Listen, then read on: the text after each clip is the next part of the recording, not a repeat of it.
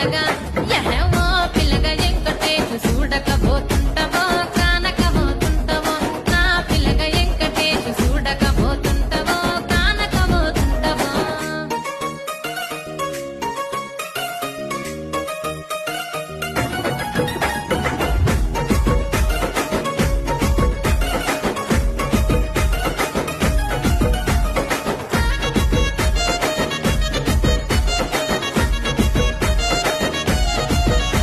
ఓయ్ కండ్లకు కాటుక వెడితే కన్యాకుమారిని